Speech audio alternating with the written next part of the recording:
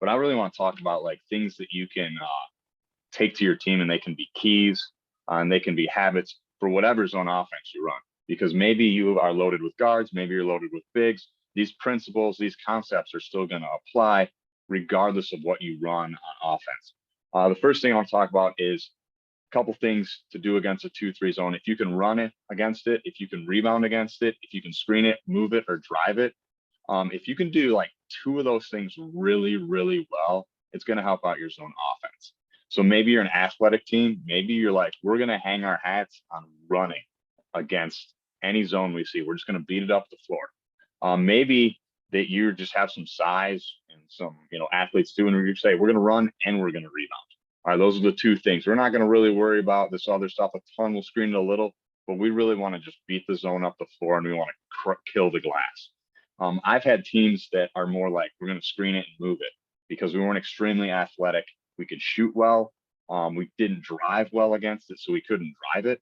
So like I said, if you can focus in and hone in on two, of those things, I think that way you're not trying to do it all. You're just trying to focus in on what your strengths are to attack that 2-3 zone.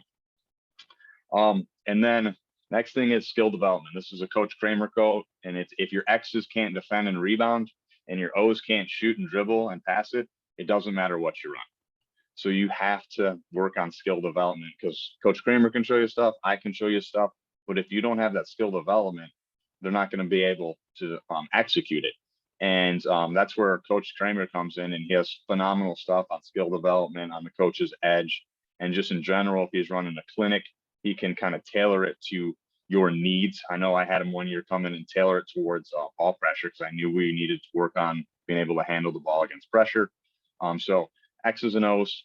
And then when I'm going through this, ask like, who do you want where? Because I think personnel is kind of important, and we actually have like a separate portion for just where you want players in a 2-3 zone. And then what do you want them to do when they get the ball, or if they're off the ball? I think if you can limit their thinking and just have them be reactive to playing, it's more beneficial, and you're going to have like a better zone offense if they know what to do with it, when to do it, and what they need to do off ball. So their reads, have them simplify their reads.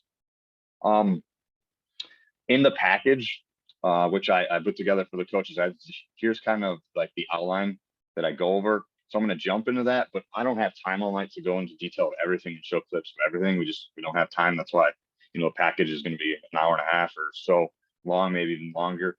But we're just going to cover a couple of these tonight. So first of all, in the chat, if I had to ask you, what would be like one or two keys, if you had to choose one or two